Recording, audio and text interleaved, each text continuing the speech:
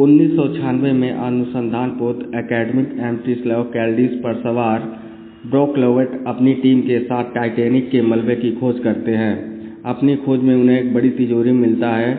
उन्हें लगा कि उस तिजोरी में एक बेशकीमती हार मिलेगा जिसको हार्ट ऑफ द ओशन के नाम से जाना जाता है, लेकिन उस तिजोरी में उन्हें केवल उस हार को पहने एक नग्न युवा महिला का तस्वीर मिलता है। वह चित्र सन 1912 दिनांक 14 अप्रैल का होता है।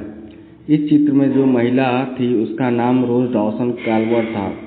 फिर उस जहाज पर उस महिला और उसकी पोती को बुलाया जाता है और वह महिला अब काफी बूढ़ी हो चुकी है। फिर रोज डॉसन कैल्वर्ट टाइटैनिक पर जो कुछ हुआ रहता है उसके बारे में बताती हैं। 1912 में साउथहम्पटन यूके से 17 वर्षीय रोज और उसका धनी मंगेतर कार्ल हैकली और रोज की मां जो एक विधवा थी अमेरिका जाने के लिए टाइटैनिक में सवार होती हैं। रूथ जो कि रोज की मां है वह रोज कार्ल से जबरदस्ती शादी कराना चाहती हैं क्योंकि उनका फाइनेंशियल हालत बहुत खराब था। रोज की मां रूथ सोचती हैं कि यदि रोज की शादी कार्ल से हो जाएगी तो उसकी गरीबी दूर हो जाएगी। कार्ल हैकली एक अमीर और घमंडी आदमी था।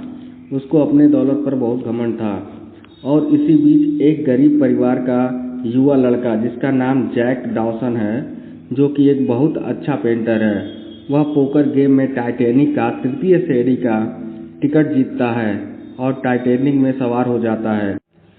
जहाज के रवाना होने के बाद रोज कार्ल से शादी नहीं करना चाहती थी। वह परेशान होकर जहाज से कूदकर सुसाइड करने के लिए जहाज की पिछली रेलिंग पर चढ़ जाती है।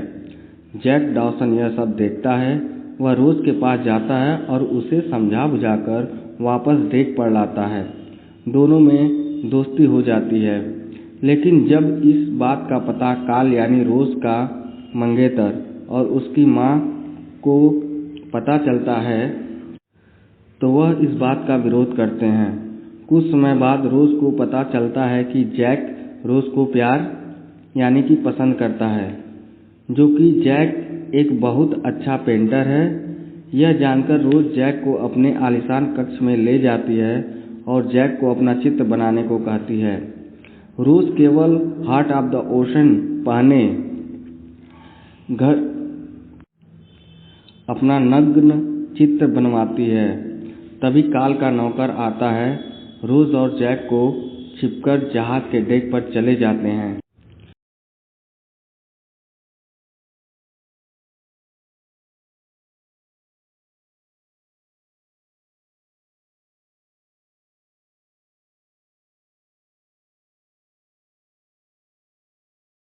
जहाज की डेक पर जाने के बाद वो देखते हैं कि जहाज का एक बड़े हिमखंड से टक्कर हो गया है और जहाज के अधिकारियों को जहाज में हुए होल के बारे में सुनते हैं। इधर कार्ल को जैक का चित्र और रोज का अपमानजनक लेटर के साथ हार भी मिलता है। जब दोनों जहाज की घटना के बारे में सबको बताने आते हैं तो कार्ल अपने नौकर लोली लवजॉय के माध्यम से जैक के कोट में हार डाल देता है और उस पर चोरी का झूठा इल्जाम लगा देता है। जैक को मास्टर एट आर्म्स के कार्यालय के जेल में बंद कर दिया जाता है। फिर कार्ल हीरे को अपने कोट में रख लेता है। जहाज पानी में डूबने लगता है।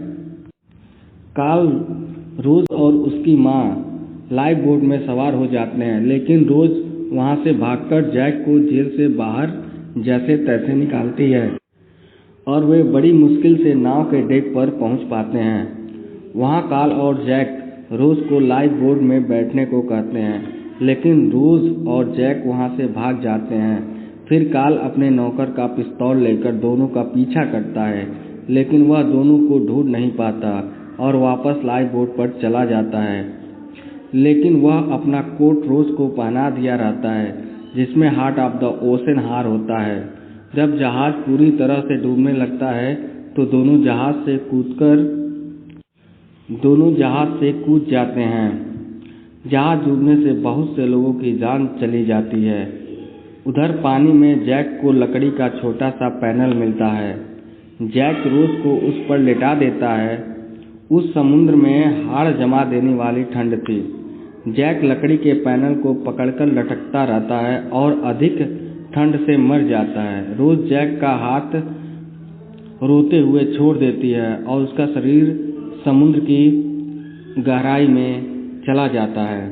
फिर रोज एक मरे हुए व्यक्ति के शरीर से सीटी लेकर सीटी बजाती है और लाइफ बोट वाले रोज को बचा लेते हैं।